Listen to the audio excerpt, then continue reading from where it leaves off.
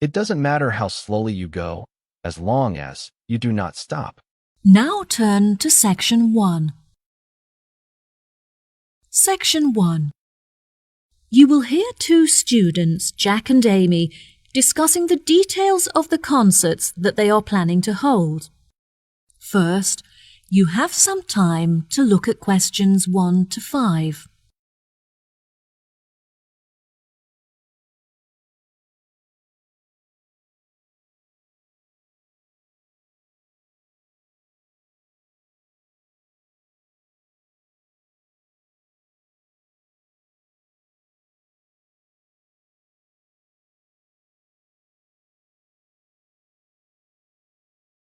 You will see there is an example that has been done for you. On this occasion only, the conversation relating to this will be played first. Oh, hi, Jack. Thank you for coming to discuss the details of the concert. It's a real help.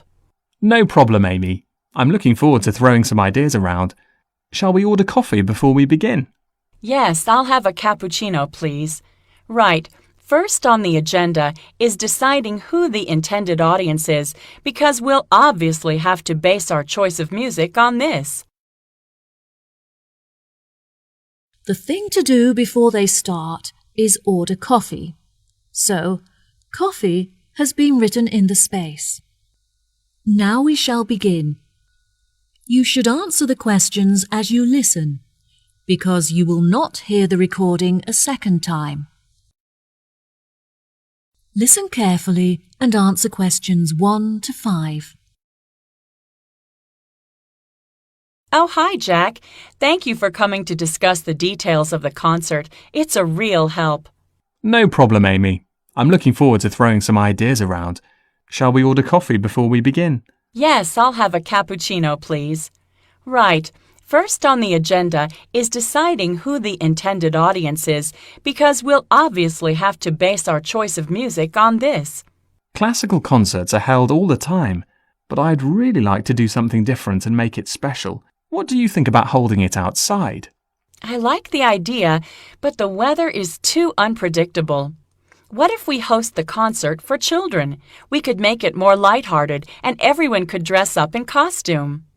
What a wonderful idea! We could host the event every afternoon so that children can attend after school. How much do you think we should charge? I don't think we should charge more than $5 for the student tickets. No, I think that $4 would be a fair price. We can charge adults a little bit more. I'd say that $6.50 is suitable. Okay, great. That should hopefully cover the costs of running the event. The local press will be in attendance to take photographs to print in the newspaper, so we'll also need to organize a press tent. It's all so exciting. There will also be a representative from the local radio station broadcasting live. They're predicting that over 1,000 people will tune in to listen.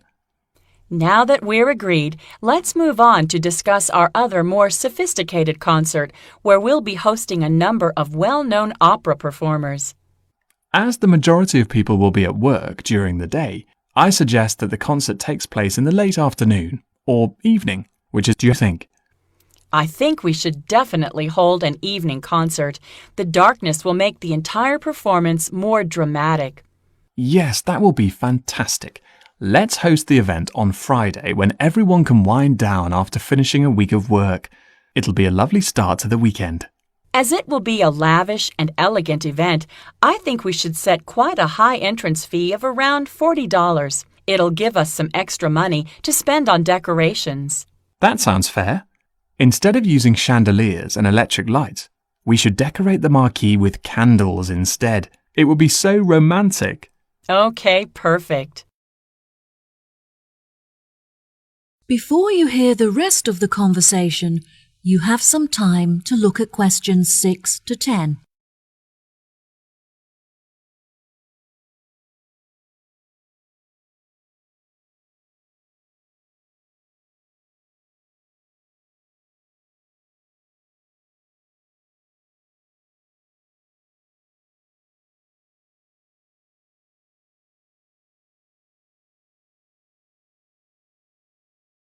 Now listen and answer questions 6 to 10.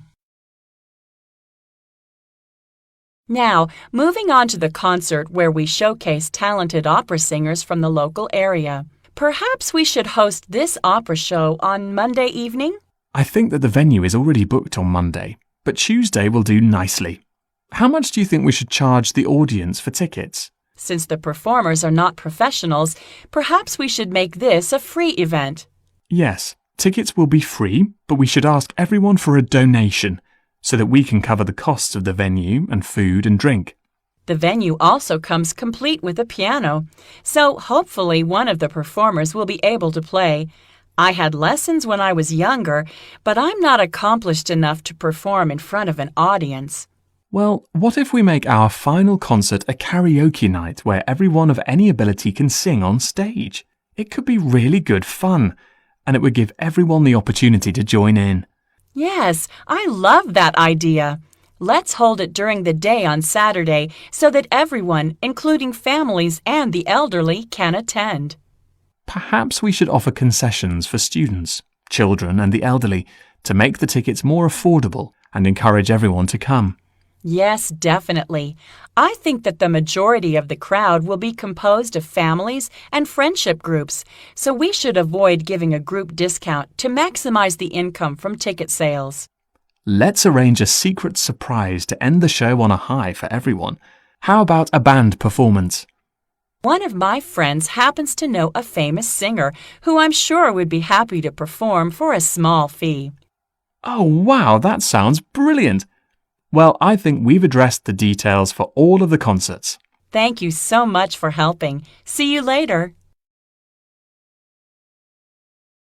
That is the end of section 1. You now have half a minute to check your answers.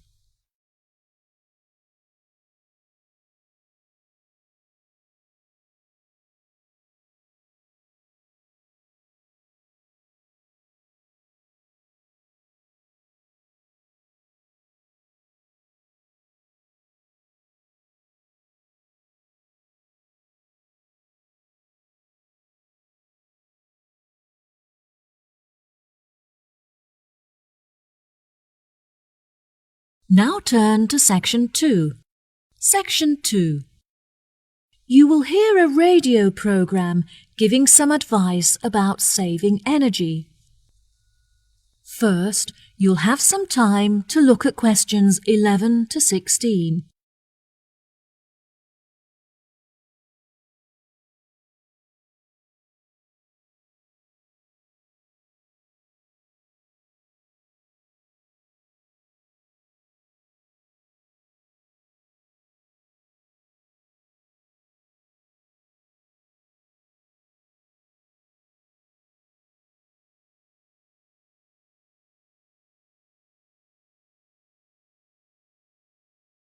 Now listen carefully and answer questions 11 to 16.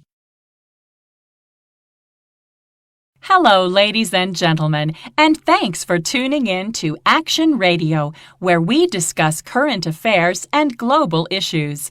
My name is Jill, and today I'll be discussing the very relevant issue of the importance of saving water and how you can do this at home. The most common type of wasted energy in the domestic environment is heat.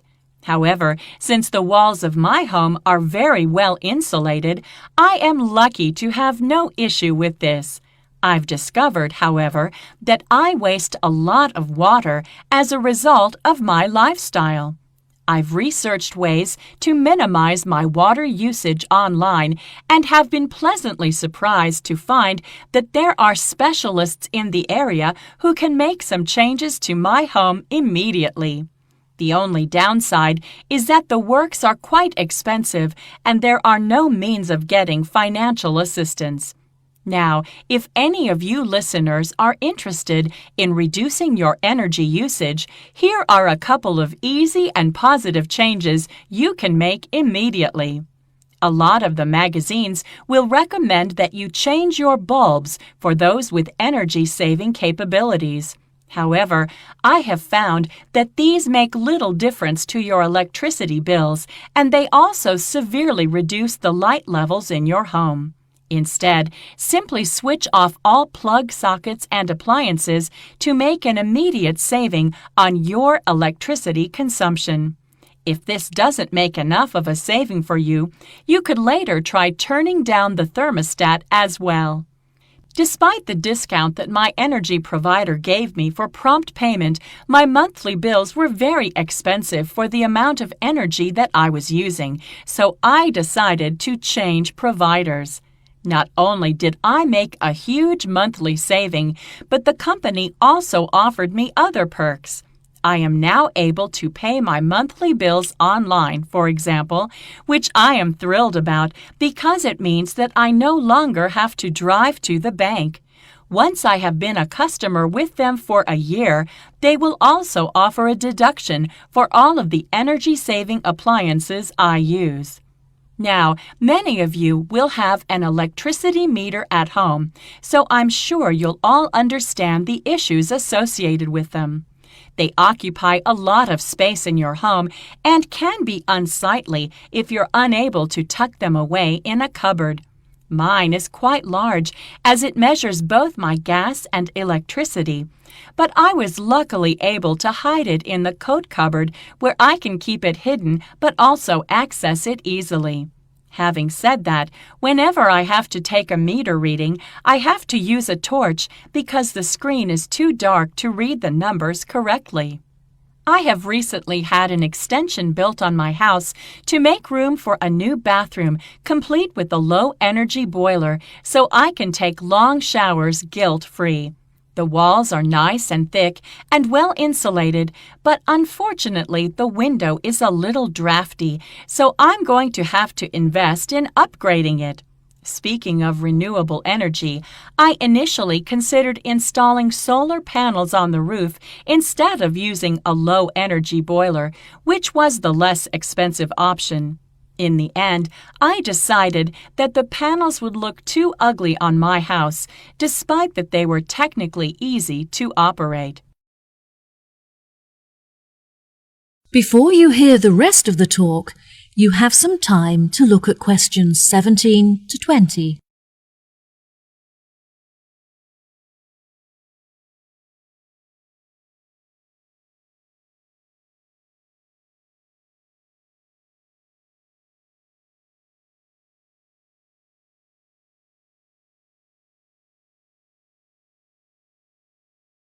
Now listen and answer questions 17 to 20.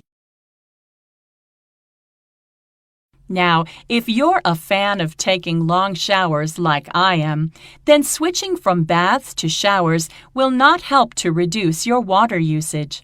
Instead, here are some small but effective changes you can make.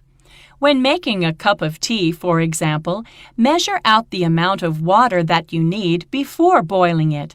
And when brushing your teeth, use a cup of water instead of a running tap. I tried filling up my washing machine before switching it on, but I found that the clothes were not thoroughly cleaned, so I would not recommend this.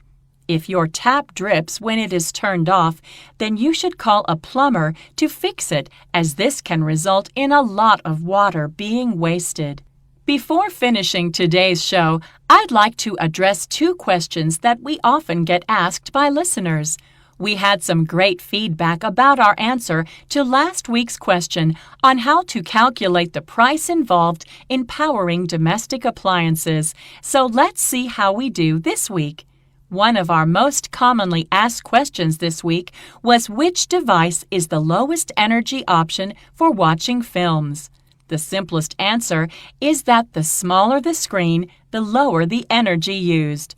One of our listeners wrote in with a question that made me chuckle, and the answer is yes, solar panels only work when the sun is out.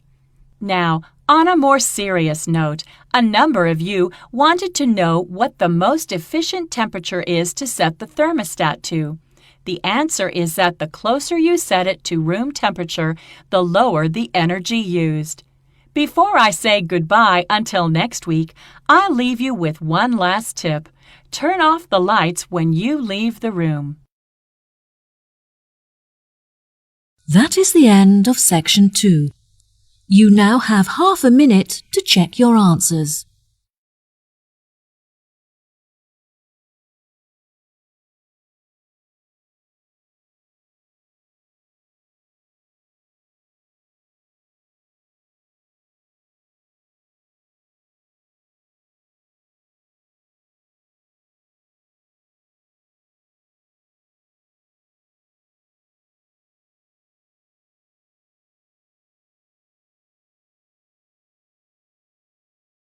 Now turn to section 3.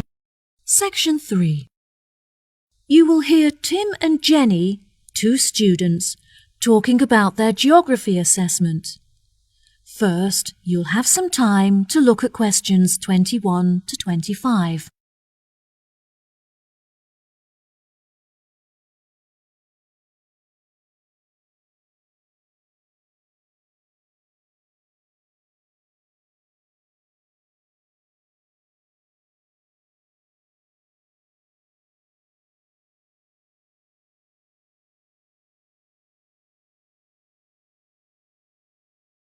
Now listen carefully and answer questions 21 to 25.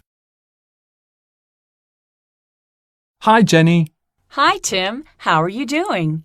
I'm okay, but I'm really stressed out about our geography assessment next week. Have you done any work on it yet?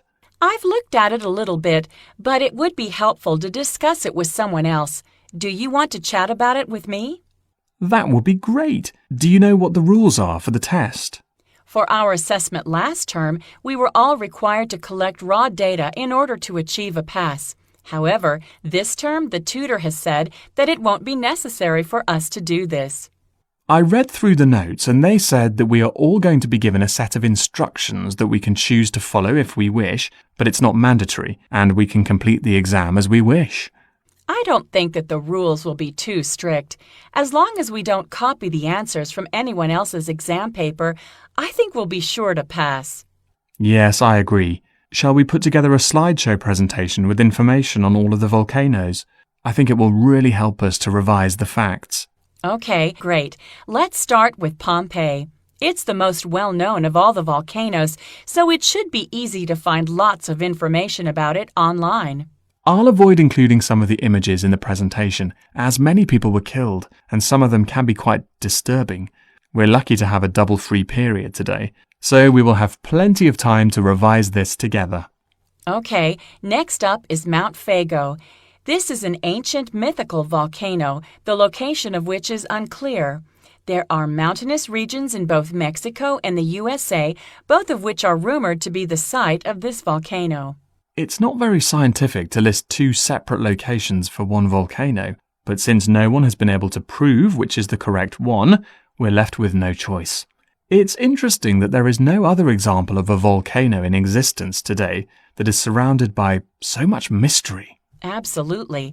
I think we should include some information about Mount Etna in Sicily, which is famous for the stunning panoramas that one can appreciate from its peak. According to Google, it's a relatively new volcano compared to others in the surrounding region, which may be why it has very few of the features found in older volcanoes. Oh, how interesting. Shall we include information on Mount Hurton? I don't think that any of the other students have carried out much research into it, even though it has a lot of unique features. I think we should leave it out. Since it's a man-made volcano, it's not that relevant to our syllabus, and probably won't be included in any of the exam questions. Before you hear the rest of the conversation, you have some time to look at questions 26 to 30.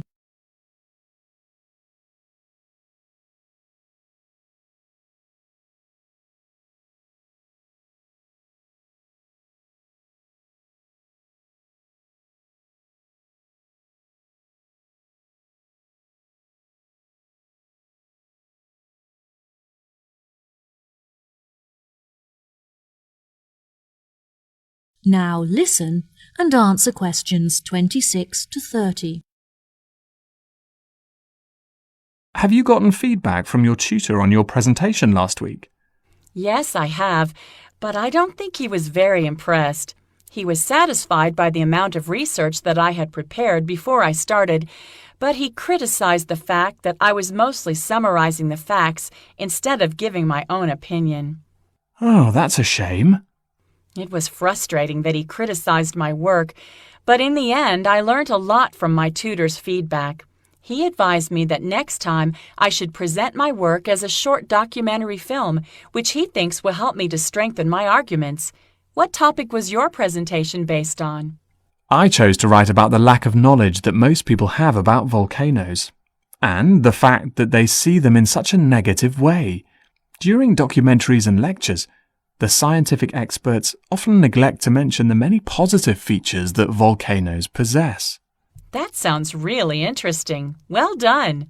I think everyone enjoyed watching, but I was really nervous about talking in front of an audience. I also felt very underprepared, since I didn't finish writing the presentation until the night before, and therefore had no time to rehearse it. I'm sure it was great. Is there any other information that you think we should include in our slideshow for revision? Yes, I think it's important that we list all of the differences between active and extinct volcanoes, as there will definitely be a question on this topic. There are no documentaries on the subject, but there's a very informative website that discusses the geological structure of each volcano type. Okay, well, I'll continue collecting images and you can carry on with the online research. That is the end of section 3. You now have half a minute to check your answers.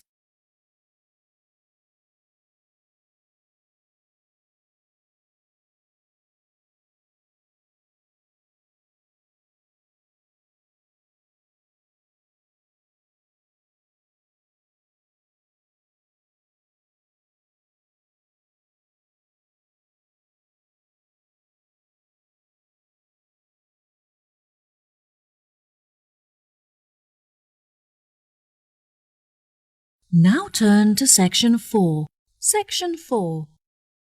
You will hear a part of the lecture in a series of lectures about chain stores in the UK.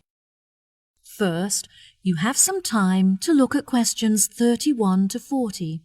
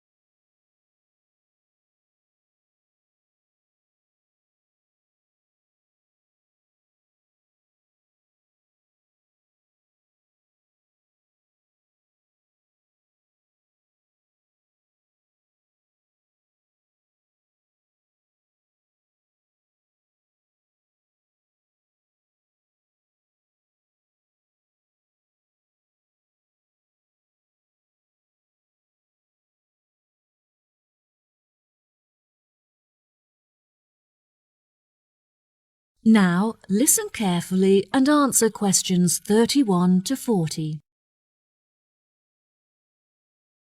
Welcome, ladies and gentlemen, to the second lecture in our series on chain stores in the UK. Today, I will be focusing on a very successful global petrol company called Telsa, paying particular attention to their expansion and future development. There will be time for questions at the end, so please refrain from interrupting during the talk. When it was founded, the company was a family-run organisation with only one shop open in a small town in southern England. The family was able to compete with other local companies by offering special discounts for returning customers, which resulted in a huge expansion of their client base. This strategy was so successful that they were able to open petrol stations across the country, subsequently increasing their market share in England. Within a decade, Telsa were running establishments throughout the UK, including Wales and Scotland. By comparing the sales income from all of their stores, they were able to collate data that highlighted which areas were the most profitable and receptive to their business. They discovered that by closing the less profitable stations in the south of Scotland, they could increase the income from their other more profitable stations.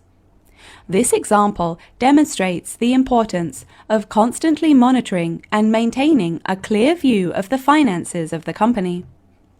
Once the expertise required to run the company had exceeded the abilities of the family, they needed to hire professional consultants. After assessing the company's financial statements, the consultants advised that Telstra close the head office of the convenience stores in Oxford.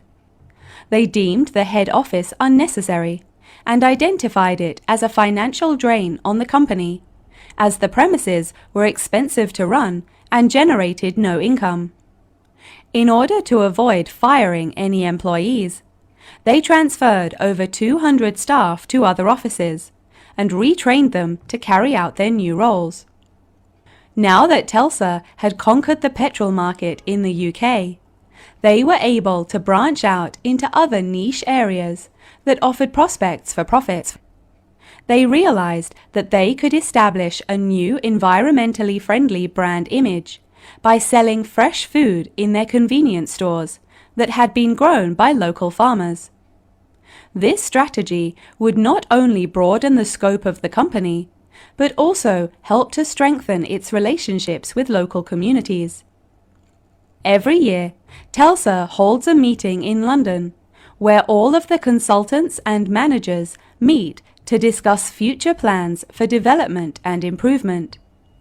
These meetings are essential to the evolution of the company, as feedback is heard from all levels of the organization, from the sales staff to the CEOs. They did this by assigning every manager the task of holding staff discussions, at which ideas and concerns would be passed on for evaluation at the meeting. Tesla decided to accommodate the individuality of each of their stores instead of forcing them to conform to one overriding company identity. They realized that by increasing the flexibility of the profit-making strategies of each of the retail stores, they subsequently became more commercially successful. The level of staff satisfaction also increased as a result, as the individuals felt that they were not being constrained to one way of thinking. To avoid misunderstandings and mistakes, any future changes were introduced in stages in order to familiarize the staff with the new regulations. Now it's time to conclude the lecture for today. So I will leave you with some food for thought before you leave. In order to run a successful business, one cannot underestimate the importance of maintaining an open mind when deciding on strategies for expansion. Sometimes it's necessary to employ an independent consultant who can offer an objective and unbiased view on the running of your company. Emotion will only ever cloud your ability to make business-related decisions. Research suitable case studies and look at how department stores, for example, were able to alter their organizational structure whilst minimizing costs and staff redundancies. Precedents are an essential resource when it comes to making decisions for your own business, so don't undervalue them. Well, that wraps up our lecture for today. If there are any questions, That is the end of section 4. You now have half a minute to check your answers.